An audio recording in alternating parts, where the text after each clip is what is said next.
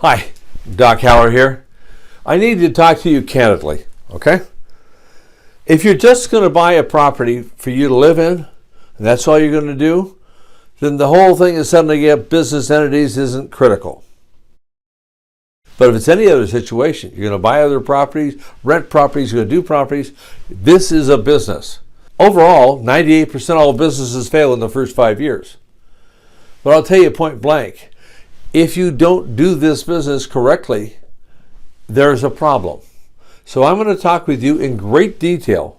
Now, for disclosure, I'm not a lawyer, don't want to be. I'm not a CPA. I don't want to be that either. But I got a lot of street smarts. I got 30, almost 40 years of street smarts doing this business. I'm going to impart it to you. I'm going to talk with you about sole proprietorships, benefits, and the non-benefits.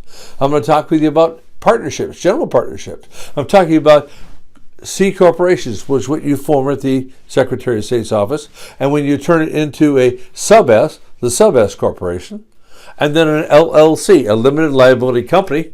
I'm even going to throw in a limited liability partnership. I'm going to go through benefits, features, and disadvantages, and all the details. I'm going to give it all to you. Now, I need you to go to a professional to give you your tax advice. No question about it. But from a street smart standpoint, from an asset protection standpoint, and from helping you be safe, secured, and having the smart way to do business, because I'm talking business, I'm going to give it all to you. And to make it easier on you, what I'm going to do is I'm going to go step by step on how you do things. You'll file a fictitious name filing for your sole proprietorship. You're going to form a general partnership with a lawyer to write it up.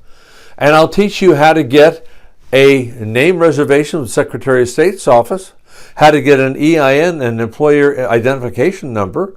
I'm going to teach you what you need to have a bank account. And this and much, much more is all part of this setting up your business entities. It's not just a discussion about what they are. It's literally step by step how to do it just for you. I hope this helps. Take care.